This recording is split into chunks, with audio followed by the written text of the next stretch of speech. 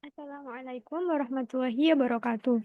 Perkenalkan, nama saya Sabrina Zuhawahidah dengan NIM 220401070413 dari Universitas Siber Asia.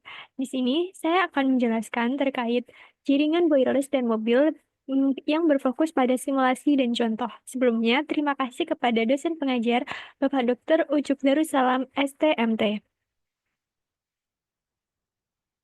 Baik, yang akan saya bahas pada presentasi kali ini yaitu terkait cara kerja jaringan komputer berbasis wireless, kemudian dengan contoh-contohnya yang akan disimulasikan di Cisco Packet Tracer, kemudian keuntungan dan kelemahan jaringan komputer berbasis wireless network, kemudian teknik multiplexing channel yang diterapkan untuk jaringan wireless, kemudian yang keempat jaringan network performance yang digunakan untuk mengukur performansi jaringan wireless.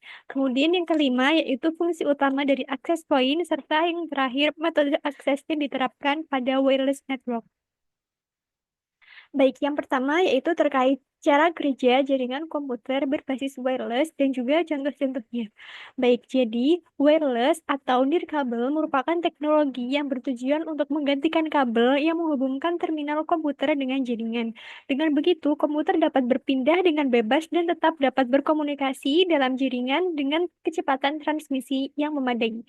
Kemudian bagaimana cara kerja wireless? Jadi secara umum menggunakan prinsip dasar yang sama, yaitu melibatkan proses pengiriman sinyal radio atau gelombang elektromagnetik dari perangkat pemancar. Kemudian sinyal radio tersebut akan diterima oleh perangkat penerima. Jadi langkah-langkahnya antara lain yaitu yang pertama transmisi data. Jadi data dikirim dari perangkat sumber seperti laptop ataupun komputer dalam bentuk sinyal digital. Kemudian perangkat wireless, contohnya yaitu WiFi card, akan mengubahnya menjadi sinyal radio. Jadi sinyal digital diubah menjadi sinyal radio dan juga proses transmisi data wireless yang terjadi. Yang pertama, adaptor wireless komputer menerjemahkan data menjadi radio dan mengirimkan menggunakan antena.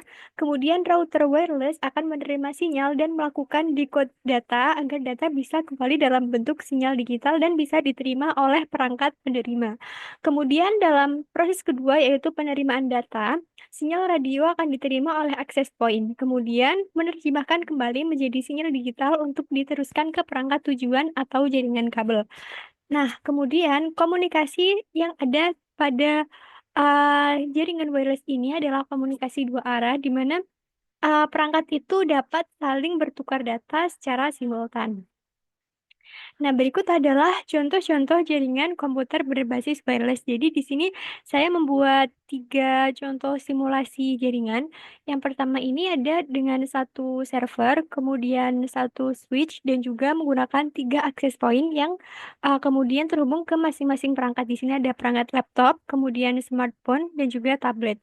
Kemudian yang kedua yaitu dengan router, kemudian switch dan kemudian ada satu access point yang mana satu access point ini nanti akan terhubung ke empat perangkat yaitu laptop, kemudian komputer, tablet dan juga smartphone, di mana hanya terhubung ke satu access point. Untuk contoh yang ketiga yaitu saya menggunakan home router yang berbeda dari router sebelumnya dan ini terhubung ke tiga perangkat wireless juga, yaitu perangkat smartphone, kemudian PC, dan juga laptop.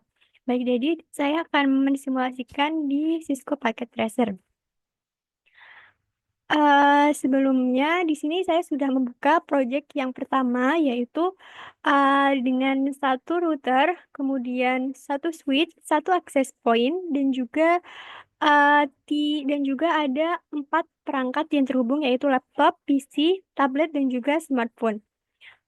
Kemudian di sini pada router, di sini saya sudah melakukan config di mana IP address yang digunakan adalah 192.168.2.1. Kemudian untuk terhubung ke switch dan lainnya menggunakan akses DHCP dan juga menggunakan konfigurasi password secara default. Jadi di sini pada bagian router uh, ini sudah dikonfig. Jadi untuk konfigurasi routing statik dan juga fast internalnya kurang lebih seperti ini. Jadi waktu dari segi defaultnya itu disetting untuk IP address dan juga hostname-nya router. Kemudian pada switch dan juga access point, di sini di bagian access point untuk konfigurasinya menggunakan display name access point 1. Kemudian dia menggunakan konfigurasi default. Jadi uh, kalau ada perangkat yang memiliki akses ke access point, maka bisa terhubung. Di mana saat ini untuk passwordnya itu di setting default, jadi setiap perangkat bisa terhubung ke wireless. Nah, yang perlu diperhatikan di sini untuk perangkat seperti smartphone ataupun tablet itu secara default menggunakan konfigurasi wireless. Jadi ketika menambahkan satu, dia akan otomatis terhubung ke access point-nya. Misal di sini saya menambahkan satu smartphone di sini dan kemudian nanti secara otomatis dia akan terhubung ke access point.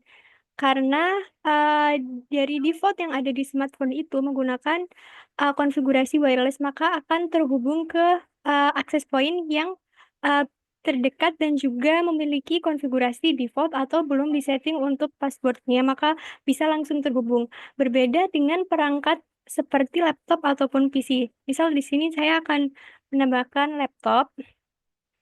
Nah, di sini saya menambahkan laptop, tapi laptop ini tidak langsung terhubung ke access point. Kenapa? Karena secara default untuk konfigurasi dari laptop ini menggunakan physical atau tidak menggunakan wireless. Jadi pada bagian config, di sini tidak ada konfigurasi untuk wireless. Jadi hanya ada fast Ethernet dan juga Bluetooth atau konfigurasi yang bisa disetting dengan kabel. Nah, bagaimana cara menambahkan untuk menggunakan perangkat wireless, maka kita bisa pergi pada bagian fisikal, kemudian menonaktifkan dulu untuk komputer atau laptopnya, dimatikan dengan cara klik pada bagian ini.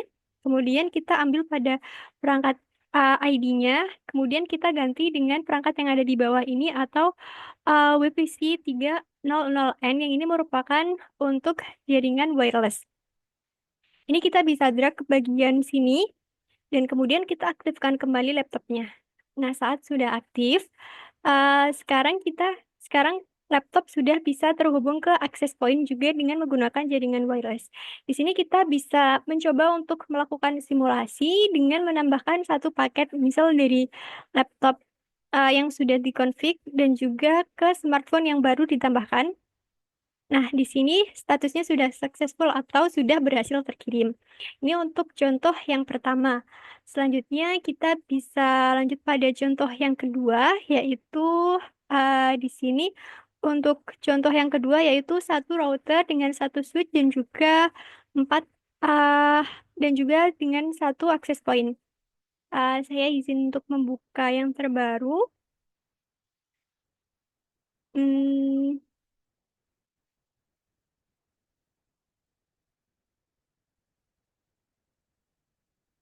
Oh, ini untuk konfigurasi kalau menggunakan jaringan kabel atau bukan wireless. Saya izin buka lagi untuk yang bagian wirelessnya. Nah, ini dengan menggunakan tiga access point. Jadi, kalau yang di contoh sebelumnya, saya hanya menggunakan satu access point. Di sini, pada simulasi kali ini akan menggunakan tiga access point. Jadi, di sini ada komponen server, kemudian komponen switch, dan juga tiga komponen access point, dan juga ada perangkat laptop, smartphone, dan juga tablet. Jadi di sini sebelumnya sudah dilakukan konfigurasi di mana pada switch ini bisa dicek di sini telah menggunakan konfigurasi atau terhubung dengan menggunakan kabel kabel strike. Nah, untuk yang lain ini terhubung ke masing-masing access point. Di sini laptop terhubung ke access point 1, kemudian tablet atau PC ke access point 2 dan juga smartphone ke access point 0. Ini telah dikonfigurasi di mana untuk access point-nya itu menggunakan setting secara default dan juga pada bagian laptop ini telah dikonfigurasi untuk bisa terhubung ke access point. Jika kita melakukan tag untuk mengirimkan data dari smartphone ke laptop pada jaringan yang sama, maka statusnya akan successful. Kemudian apabila kita tambahkan satu lagi, misal satu laptop atau satu tablet terbaru, nah dia belum langsung terhubung. Ah, dia langsung terhubung ke access point yang kedua karena telah terkonfigurasi atau default dari sebuah tablet itu memiliki konfigurasi wireless atau sudah ada settingan untuk bisa terhubung ke wireless, berbeda kalau dengan laptop atau PC. Misalkan di sini belum ada PC, maka saya tambahkan PC.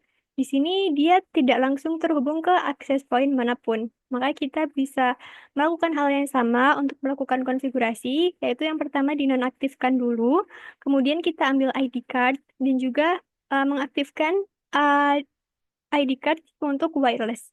Di sini setelah di-save, maka kita bisa ke bagian config dan juga diaktifkan dulu. Kemudian pada bagian config sudah ada jaringan wireless. Maka bisa langsung terhubung ke access point yang kedua. Baik ini untuk contoh yang kedua. Untuk contoh yang ketiga ada satu lagi yaitu dengan satu home router dan juga 3 perangkat. Saya izin buka file terbarunya kembali.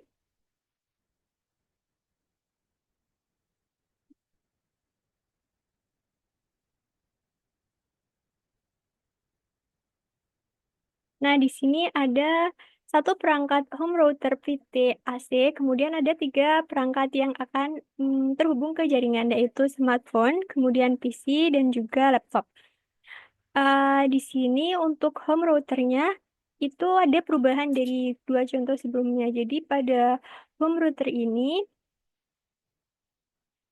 kita sudah melakukan update untuk bagian internet dan juga security. Jadi pada bagian IP konfigurasi itu sudah di setup untuk menggunakan IP static dan juga pada bagian setting di sini menggunakan IP address 192.168.5 dan juga 15.1.192.168.5.1. Kemudian dengan subnet max tipe kelas C, kemudian DHCP server enable atau secara otomatis membagikan IP atau tidak dikonfigurasi secara manual. Kemudian di sini untuk pada bagian konfigurasi wireless, ini kita menamai networknya dengan nama yang beda, yaitu di sini saya menamakan network name-nya TKJ, kemudian di sini secara default untuk konfigurasinya akan terhubung ke SSID TKJ. Nah, kemudian selanjutnya untuk network atau perangkat yang terhubung, maka perlu untuk setting di bagian desktop ataupun pada bagian wireless, yaitu dengan secara statik dan juga otomatis.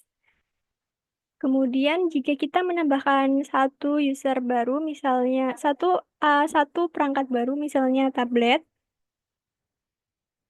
kita lihat apakah akan terhubung secara otomatis ke home router dan secara otomatis terhubung karena di tablet sendiri memiliki konfigurasi di mana sudah ada konfigurasi wireless, jadi tidak perlu disetting secara manual. Dan juga sudah terhubung ke default gateway 192.168.5.1 yang merupakan IP dari home router yang terhubung dengannya.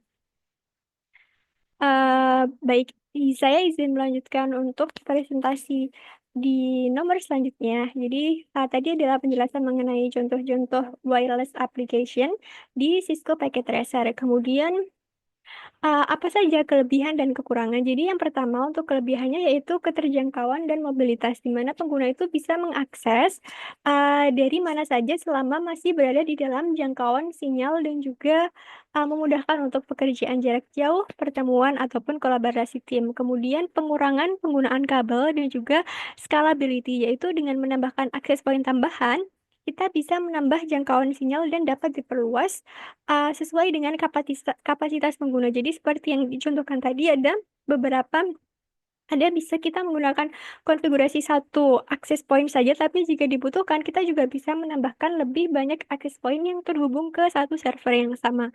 Kemudian kekurangannya yaitu sinyal jangkauan terbatas, jadi memiliki keterbatasan untuk terkait dengan jarak. Jadi kalau misal semakin terkait dengan jarak jangkauan dari sinyal.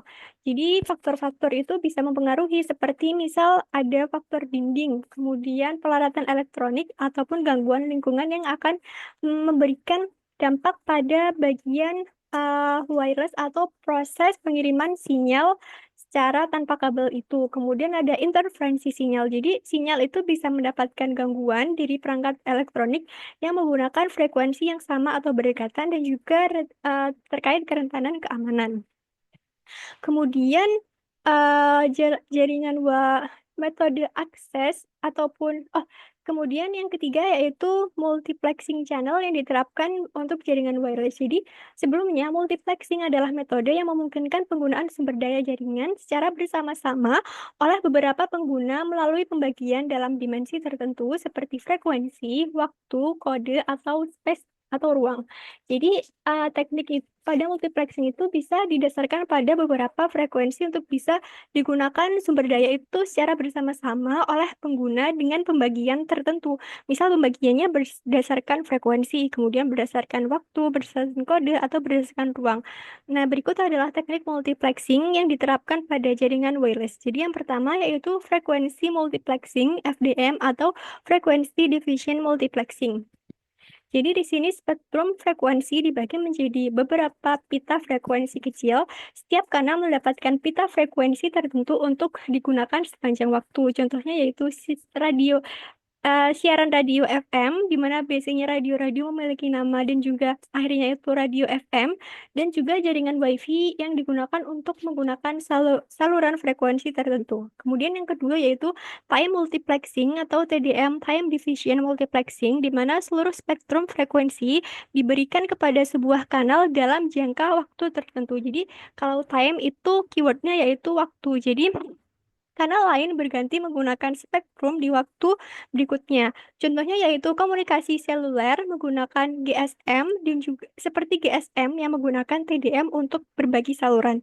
Kemudian yang ketiga yaitu time and frequency multiplexing, yaitu kombinasi antara FDM dan TDM, di mana kanal mendapatkan pita frekuensi tertentu untuk waktu tertentu. Kemudian ada kode multiplexing, di mana di sini atau disingkat CDM, kode division multiplexing, di mana semua kanal menggunakan spektrum yang sama dan waktu yang sama, tetapi dibedakan oleh kode unik.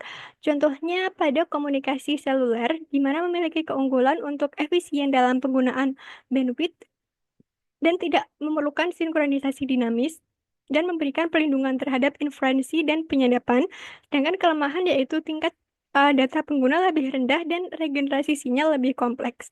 Kemudian ada spread spectrum teknologi, di mana teknologi ini digunakan untuk mengatasi fading frekuensi dan interferensi. Ada dua pendekatan utama yaitu Direct Sequence Spread Spectrum atau DSSS, di mana ini menggabungkan sinyal dengan nomor pseudo-random shipping sequence sehingga menghasilkan sinyal dengan bandwidth yang lebih besar.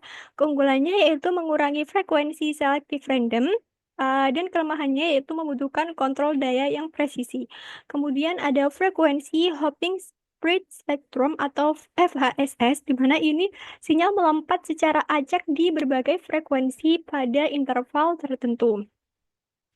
Kemudian berikut adalah beberapa network performance yang digunakan untuk mengukur performansi jaringan wireless. Jadi, mengukur performansi jaringan wireless itu membantu meningkatkan kualitas koneksi. Dan saat kita melihat atau mereview koneksi di jaringan wireless, itu ada beberapa parameter pengukuran yang bisa kita gunakan.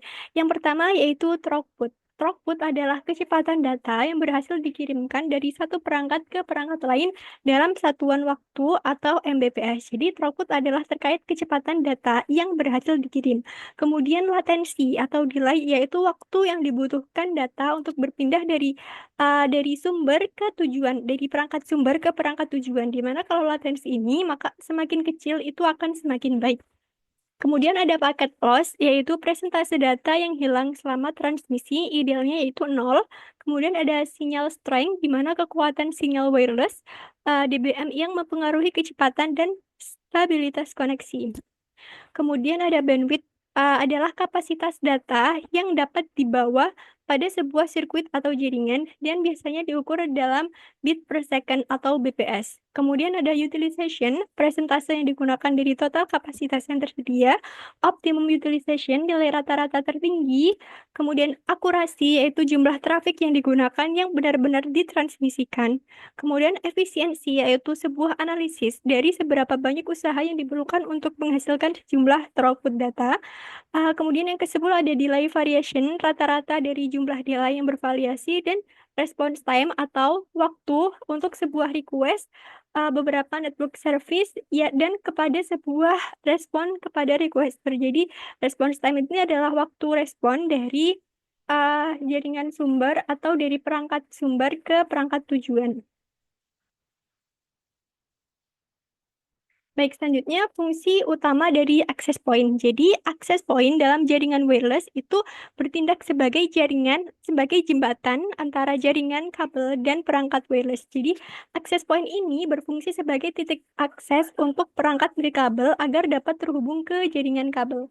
Jadi, access point ini sebagai jembatan tengah untuk menghubungkan antara jaringan kabel dan jaringan wireless, di mana AP ini dapat digunakan untuk meningkatkan jangkauan jaringan WiFi di suatu arena tertentu untuk mengoptimalkan kinerja jaringan WiFi. Fungsi utama access point yang pertama yaitu sebagai penyedia sinyal wireless, di mana ini menguatkan dan memancarkan sinyal WiFi agar perangkat dapat terhubung. Kemudian pengelola jaringan wireless, di mana bisa menentukan untuk mengatur SSID, nama jaringan, autentikasi, dan enkripsi. Jadi misal di suatu WiFi agar kita bisa menggunakan access point untuk bisa mengatur nama jaringan seperti yang disebutkan tadi, kemudian autentikasi dan enkripsi agar tidak semua perangkat itu bisa otomatis terhubung, tapi untuk terhubung menggunakan password terlebih dahulu. Kemudian penghubung ke jaringan kabel, yaitu menghubungkan perangkat wireless ke jaringan LAN, dan juga load balancing, yaitu membagi beban koneksi jika banyak perangkat yang terhubung.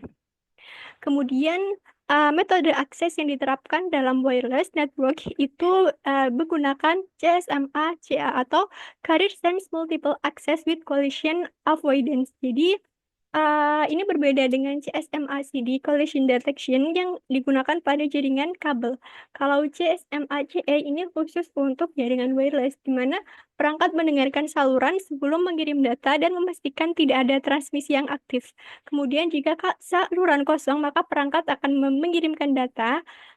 Dan jika ada kemungkinan tabrakan, maka perangkat akan menunggu waktu acak sebelum mencoba mengirimkan ulang. CSMA sendiri ini adalah setiap perangkat mendengarkan medium sebelum mengirimkan data, dan juga untuk protokol connection pada jaringan ini bisa melakukan analisis kondisi jaringan untuk menghindari collision. Jadi collision sendiri adalah sebuah tabrakan data. Jadi untuk metode akses CSMA-CA ini akan mendeteksi dan juga mendengarkan perangkat medium atau mendengarkan saluran sebelum mengirimkan data agar tidak terjadi collision. CSMA-CA protokol ini beroperasi di pada layer data link dan juga akan mencoba menghindari tabrakan dengan meminta izin sebelum mengirimkan data. Jika medium bebas, maka perangkat mengirimkan sinyal untuk mengidentifikasikan bahwa akan mengirim data dan menghindari adanya tabrakan. Baik, itu kurang lebih yang bisa saya sampaikan terkait jaringan wireless, terutama pada jaringan nirkabel beserta contoh dan juga penjelasannya. Sekian dari saya, kurang lebihnya mohon maaf apabila ada salah kata atau yang kurang tepat. Sekian, wassalamualaikum warahmatullahi wabarakatuh.